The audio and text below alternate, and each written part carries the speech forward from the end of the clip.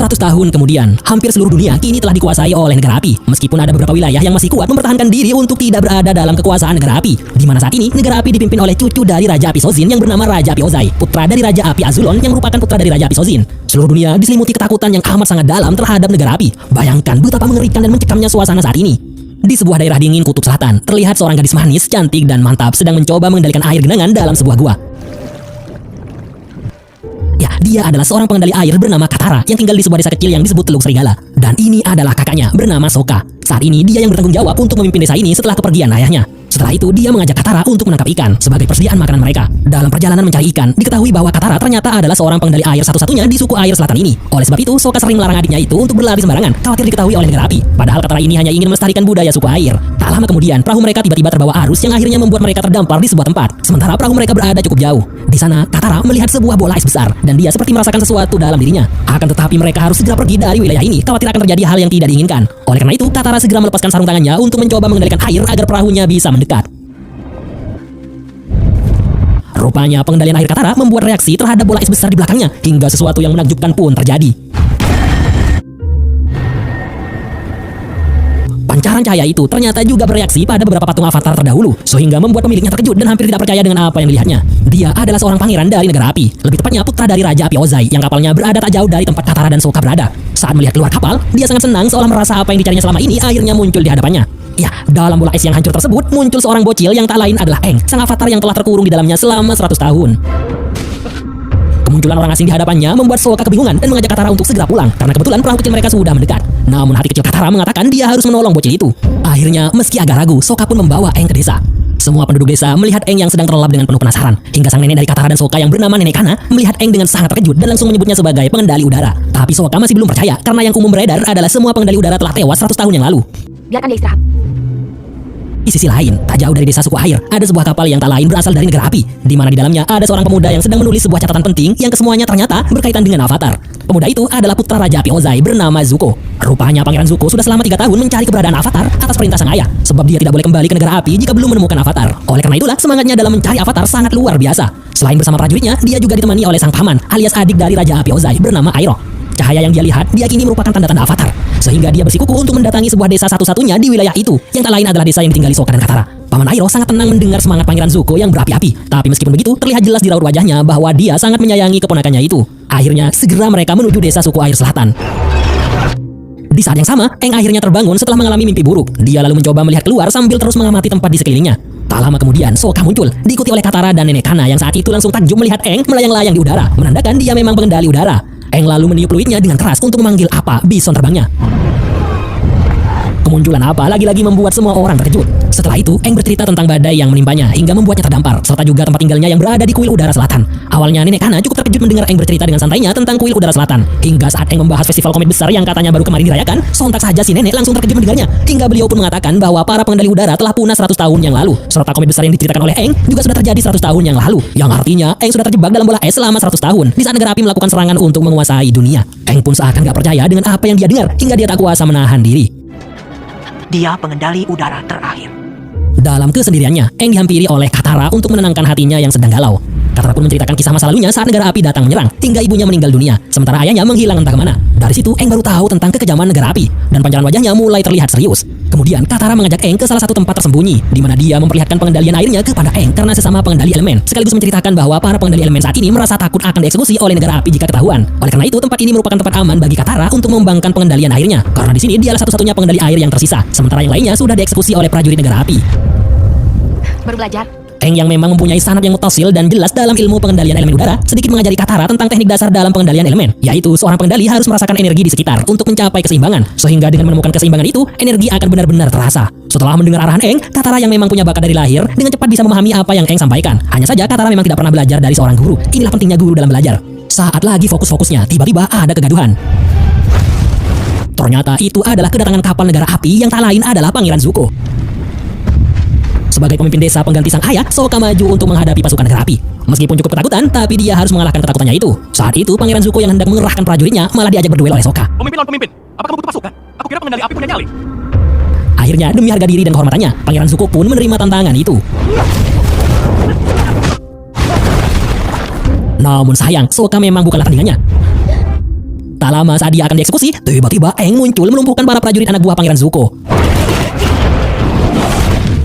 Kemunculannya membuat Pangeran Zuko hampir gak percaya. Inilah avatar yang selama ini dia cari. Lalu karena tak tahan dengan keadaan ini, Pangeran Zuko memerintahkan untuk segera membumi hanguskan desa ini. Akan tetapi, Aang segera menghentikannya dan mau menyerahkan diri agar desa itu selamat dari amukan Pangeran Zuko dan prajuritnya. Tunggu. Tak tinggal diam melihat Aang yang dibawa oleh pasukan negara api. Katara dengan wajah cemas dan khawatir mengajak kakaknya untuk menyelamatkan Aang. Namun sebelum itu, Sokka harus memasrahkan dulu desa ini kepada orang kepercayaannya untuk dijaga dengan baik. Baru setelah itu mereka segera bergegas mengejar Aang. Beberapa waktu kemudian, Sokka yang bingung bagaimana cara mengejar kapal Pangeran Zuko tiba-tiba dibuat terkejut dengan Katara yang memaksanya untuk menaiki apa. Pokoknya aku tidak mau naik. Sementara itu, di ruang tahanan, Jenderal Iroh menemui Aang dengan sambutan dan perkenalan yang sangat ramah. Bahkan saat Aang menanyakan alasan kenapa negara api memulai penyerangan, Jenderal Iroh menjawabnya dengan tenang dan penuh makna, bahwa ambisi untuk menaklukkan itu demi perdamaian dan persatuan. Meskipun terlihat dari sorot matanya, Jenderal Iroh seperti menyesal telah menjadi bagian dari orang yang melakukan penyerangan itu. Setelah perbincangan itu, Jenderal Iroh pamit dengan sopan. Lalu dengan pengendalian udaranya, Aang mengambil kunci dari penjaga tanpa ketahuan. Aang segera bergegas keluar dan tak sengaja masuk ke ruangan Pangeran Zuko. Di sana, Aang akhirnya tahu bahwa Pangeran Zuko sangat antusias meneliti tentang Avatar. Aang yang tertarik dengan buku catatan tentang Avatar terdahulu milik Pangeran Zuko langsung mengambil dan membawanya bersamanya. Akan tetapi saat mengendap-endap, Aang ketahuan hingga membuat prajurit Pangeran Zuko mengejarnya. Dengan cepat, Aang terbang menggunakan tongkatnya. Namun Pangeran Zuko tak tinggal diam dan serangannya ternyata mengenai Aang. Untungnya tepat saat Aang jatuh dan kehilangan keseimbangan, Sokka dan Katara yang menaiki apa muncul dan langsung membawa Aang. Pangeran Zuko yang semakin geram sekali lagi menyerangnya dengan serangan api yang lebih kuat lagi. Namun ternyata Katara tiba-tiba berhasil menghalaunya dengan pengendalian airnya. Walaupun dia juga hampir gak percaya dengan apa yang dilakukannya, Pangeran Zuko semakin murka dan tak akan menyerah untuk menangkap Avatar. Dia pun segera menggambar wajah Aang agar semangatnya semakin terbakar untuk tak akan membiarkannya lolos sampai kapanpun. Namun beberapa saat kemudian, Pangeran Zuko merasa jengkel dan kesal karena buku catatan yang telah disusun selama 3 tahun tidak dia temukan alias tersengsal. Dan dia nggak tahu bahwa buku catatan itu sudah dibawa oleh Aang. Keadaannya semakin tenang saat pamanda tercinta memberinya ujangan-ujangan yang membuatnya sejenak berpikir jernih. Dan dengan instingnya yang kuat, Jenderal Iroh mengatakan bahwa tujuan Aang tak akan jauh dari sekitaran wilayah ini, sehingga membuat Zuko tak lagi terlalu memikirkan catatannya. Di tempat lain, untuk saat ini Sokka dan Katara tidak bisa lagi kembali ke desanya karena akan berbahaya dan desa mereka akan terancam. Akhirnya Aang memutuskan untuk pergi ke tempat tinggalnya, yaitu Kuil Udara Selatan. Keadaannya sudah memprihatinkan, semuanya hancur berantakan. Gak ada lagi yang pernah datang ke tempat ini sejak peristiwa penyerangan negara api 100 tahun yang lalu. Kemudian, betapa tersentaknya Aang saat melihat seonggok tengkorak dengan kalung yang dia kenal. Yang lain adalah Gyatso, hingga membuatnya mengingat kenangannya dengan orang-orang terdekatnya yang baginya baru beberapa hari saja. Dan sekarang malah tinggal tulang belulang, hingga emosinya mulai kacau dan akhirnya Aang kehilangan kendali. Akhirnya setelah Aang tenang dan kembali ke mode normal, Katara segera menghampirinya. Dia paham apa yang sedang dirasakan oleh Aang, yaitu kehilangan. Dari sini, Aang akhirnya mulai mendapatkan jati dirinya setelah sadar apa yang telah hilang darinya merupakan sesuatu yang sangat berharga. Untuk itu, dia sudah mantap untuk menjadi sang avatar yang akan menyelamatkan dan menyeimbangkan dunia. Beberapa waktu kemudian, Aang sudah kembali ceria dan dia mengeluarkan catatan yang diambil di ruangan Pangeran Zuko, di mana Aang menjelaskan tentang kisah avatar yang bernama Kyoshi, yang dikenal sebagai avatar yang bisa menguasai wujud avatar dengan sempurna serta seorang pejuang yang tangguh. Untuk itu, tujuan mereka selanjutnya adalah Pulau Kyoshi yang berada tak jauh dari sana. Namun Sokka keberatan untuk terus mengikuti Aang, karena dalam wujud avatarnya, Aang malah nggak terkontrol dan khawatir akan terjadi hal yang tidak diinginkan. Tapi Katara yang merasa lebih baik saat bersama Aang memutuskan untuk menemaninya sampai Aang berhasil mengalahkan Raja Api. Setelah bertemu Aang, Katara merasa betul-betul menjadi seorang pengendali elemen sejati. Bahkan baru sehari saja dia sudah mengalami perkembangan yang pesat. Sokka pun tak bisa menghalangi adiknya itu dan mau gak mau harus ikut juga menemani Aang. Di sela-sela itu, dalam tas Katara muncul seekor hewan aneh yang tak lain adalah lemur terbang yang sedang mencari makanan. Dan itu adalah lemur terakhir yang masih tersisa. Lalu Katara menemukan sebuah gulungan dalam tasnya yang ternyata adalah sebuah tutorial pengendalian air yang juga disertakan surat dari Nenek Kana. Padahal sebelumnya Katara tidak menyangka sang nenek akan memberikan gulungan itu kepadanya. Dalam surat itu, Nenek Kana mengatakan bahwa inilah saatnya Katara harus benar-benar bisa menguasai pengendalian elemen air. Karena Katara lah satu-satunya pengendali air di suku air selatan. Dan gulungan itu adalah warisan turun-temurun dari suku air selatan yang harus terus dilestarikan. Akhirnya mereka pun bersiap pergi ke Pulau Kyoshi. Namun sebelum itu, Aang terlebih dahulu memberikan penghormatan terakhir kepada Gyatso. Lemur terbang itu juga mereka bawa dan diberi nama Momo. Tak lama kemudian, Pulau Kyoshi sudah mulai terlihat dari patung avatar Kyoshi yang besar dan tinggi. Baru saja tiba, mereka tiba-tiba dikejutkan dengan para gadis berpakaian seperti avatar Kyoshi yang langsung menyergap mereka. Gadis-gadis muda ini dikenal dengan Ksatria Kyoshi. Lalu tiba-tiba patung Kyoshi memantulkan cahaya, pertanda bahwa Aang adalah seorang avatar. Akhirnya mereka pun dibawa kepada tetua di pulau tersebut, di mana di sana beberapa warga juga menyaksikan kedatangan Aang dengan sangat antusias. Yukari, wanita parubaya yang merupakan pemimpin di pulau ini, sangat khawatir dengan kedatangan Aang dan teman-temannya. Pasalnya sudah selama 100 tahun mereka mengisolasikan diri dari dunia luar, sehingga pulau ini aman dari serangan negara api. Beliau tidak ingin Aang dan teman-temannya berlama-lama di sini, khawatir akan ada prajurit negara api yang mengikuti mereka. Dengan wajah penuh ketulusan, Aang memohon kepada Yukari agar membiarkannya belajar menjadi avatar seperti Kyoshi untuk menundukkan negara api dan menyeimbangkan dunia. Mendengar penuturan Aang, sang pemimpin Ksatria Kyoshi yang diketahui bernama Suki akhirnya memohon kepada Yukari yang ternyata adalah ibunya untuk membiarkan Aang tetap di sini beberapa waktu untuk membaca dan belajar menjadi avatar dari sejarah avatar Kyoshi. Akhirnya Yukari pun mau menerima Aang dan teman-temannya, mengingat avatar Kyoshi dulu juga sering dibantu oleh orang-orang dalam perjalanannya menjadi avatar. Tapi beliau hanya memberi waktu 2 hari atau 48 jam kepada Aang, dan setelah itu mereka harus segera meninggalkan pulau ini. Setelah itu Sokka mulai mendekati Suki. Dan seperti biasa, gaya sok kerennya tak dapat dibendung. Tapi Sokka dibuat diam 1000 bahasa saat mendengar Suki yang sangat berapi-api dalam menjelaskan statusnya sebagai pemimpin Ksatria Kyoshi yang levelnya jauh berbeda dengan Sokka.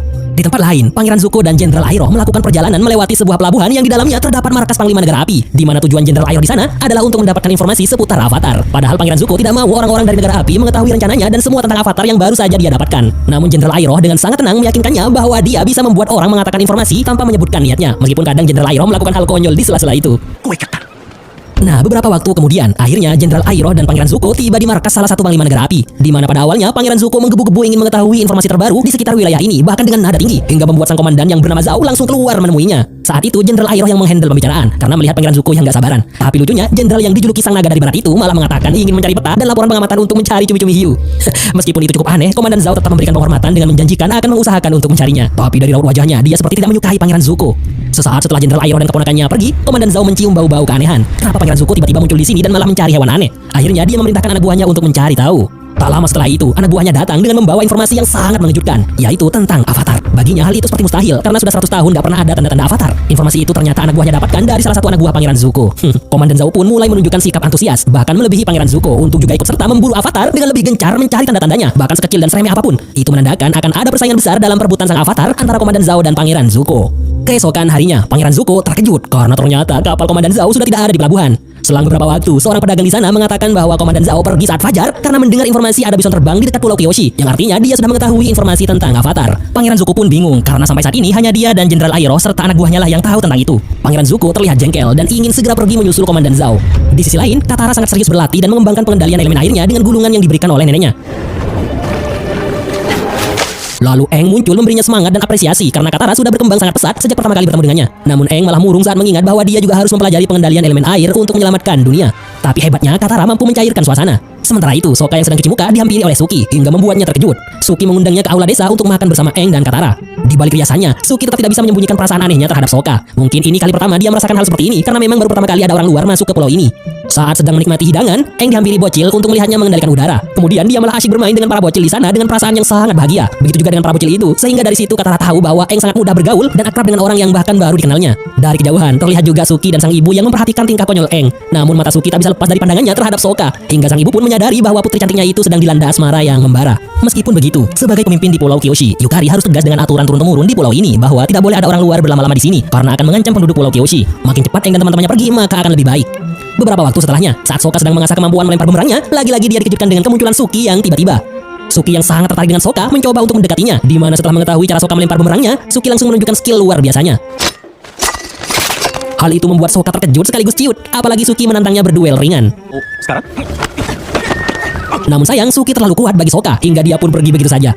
Sore menjelang malam, Aang dan Katara mulai mencari petunjuk tentang Avatar Kyoshi agar bisa menemukan cara menguasai wujud Avatar. Cukup lama mereka di sana, namun tidak menemukan petunjuk yang benar-benar mantap. Mereka berdua hanya membaca buku catatan dari Pangeran Zuko yang menerangkan bahwa sebelum menjadi Avatar, Kyoshi adalah seorang yatim piatu dan seorang pelayan.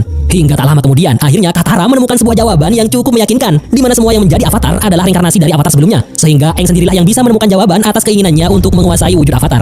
Kemudian di keesokan harinya, tepatnya hari terakhir mereka di pulau ini, Aang memutuskan untuk melakukan meditasi di depan patung Avatar Kyoshi. Setelah cukup lama berkonsentrasi karena terlalu banyak omongan jelek yang terlintas di ingatannya, akhirnya garis panah di kepalanya mulai bersinar, menandakan dia sudah masuk ke alam lain. Di sana dia bertemu dengan Avatar Kyoshi. Banyak yang belum kamu tahu. Sudah waktunya. Sementara itu, Pangeran Zuko sudah hampir mendekati Pulau Kyoshi, yang artinya kapal Komandan Zhao sudah pasti berlabuh di pulau tersebut lebih dulu. Perasaan Pangeran Zuko semakin kacau dan mentalnya hampir jatuh, serta jantung yang berdebar lebih kencang dari biasanya. Sebab usahanya selama 3 tahun mungkin akan sia-sia dengan ikut campurnya Komandan Zhao dalam perburuan Avatar. Dari sini diketahui alasan kuat kenapa Pangeran Zuko begitu gencarnya memburu Avatar, yaitu tak lain adalah untuk kembali ke negara api, karena dia tidak boleh menginjakkan kakinya di negara api sebelum menemukan dan membawa Avatar. Di saat yang sama, Sokka tak sengaja melihat Suki sedang melatih para ksatria Kyoshi. Di mata Sokka, Suki terlihat sangat mempesona dan keren abis. Lalu Suki yang mengetahui kemunculan Sokka langsung membubarkan jamaahnya dan mengajak Sokka latihan bareng. Dari sini perasaan mereka berdua semakin semerbak dan tak dapat dibendung lagi. Semakin lama, latihan itu malah menjadi ajang untuk menyalurkan perasaan masing-masing meskipun ada sedikit pelajaran yang diambil. Kemudian, betapa terkejutnya Sokka saat melihat wajah asli Suki yang begitu cantik dan menawan. Suasana romantis pun semakin nampak. Akan tetapi saat mereka akan memadu kasih lebih dalam, tiba-tiba Suki dikejutkan dengan bunyi alarm. Gonceng, itu tanda bahaya kota, ada yang datang. Itu adalah peringatan bahaya, sehingga dengan cepat Suki pergi untuk melakukan tugasnya sebagai ksatria Kyoshi. Dalam kondisi gawat darurat siaga satu itu, Aang masih berada di alam lain sebab dia masih berinteraksi dengan avatar Kyoshi, di mana beliau memberikan Aang sebuah pelajaran bahwa seorang avatar memegang banyak peran, yaitu menjadi pelindung, jenderal, penengah, pemandu, dan semua itu mengharuskannya memiliki kekuatan yang besar, dan itu akan bisa dicapai saat seorang avatar berada dalam wujud avatar, di mana kekuatannya setara dengan ribuan pengendali elemen, dan itu semua merupakan perpaduan semua kehidupan masa lalu seorang avatar yang terfokus dalam dirinya. Lebih lanjut, Kyoshi menegaskan bahwa setiap avatar itu beda-beda sesuai dengan tuntutan zamannya. Namun satu hal yang paling penting dalam menjadi avatar menurut Kyoshi, yaitu menjadi seorang satria perkasa tanpa belas kasih. Sementara itu, Jenderal Iroh dan Pangeran Zuko akan memasuki pulau dari arah yang berbeda dengan Komandan Zhao. Sebab feeling Jenderal Iroh merasa Aang pasti tak jauh dari patung avatar Kyoshi. Di sisi lain, Komandan Zhao memilih untuk masuk secara langsung dan meminta pemimpin pulau untuk memberitahu di mana avatar berada. Merasa memiliki kekuatan yang besar, dengan gayanya yang angkuh, Komandan Zhao menyuruh anak buahnya untuk menggeledah setiap tempat di sini, hingga membuat Yukari dan Suki sangat jengkel kepadanya. Lalu tanpa diduga, Yukari mulai melakukan perlawanan.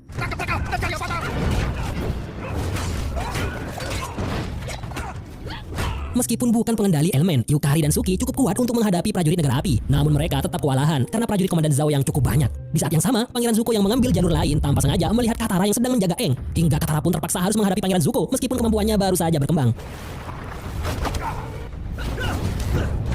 Nah, saat itulah dalam dunia roh, avatar Kyoshi menyalurkan kekuatan avatarnya kepada Aang sebagai pelajaran dan motivasi kepadanya bahwa avatar itu adalah puncak kekuatan tertinggi penguasa elemen. Betapa terkejutnya Pangeran Zuko melihat kemunculan wujud avatar Kyoshi di hadapannya. Setelah menumbangkan Pangeran Zuko, sang avatar pun segera pergi menuju tempat Suki berada. Dengan ganasnya, dia memporak-porandakan pasukan Komandan Zhao dengan kekuatan 4 elemen yang setara dengan 1000 pengendali itu. Inilah kekuatan sejati avatar. Merasa terancam, Komandan Zhao dengan wajah ketakutan menginstruksikan anak buahnya untuk segera pergi dari pulau ini.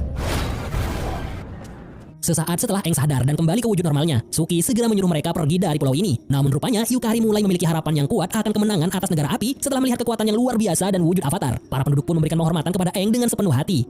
Sebelum berpisah, Suki memberikan sesuatu yang sangat indah kepada Sokka yang tak akan pernah mereka lupakan seumur hidup mereka. Sambil lalu Suki memberikan sebuah kipas kenangan kepada Sokka.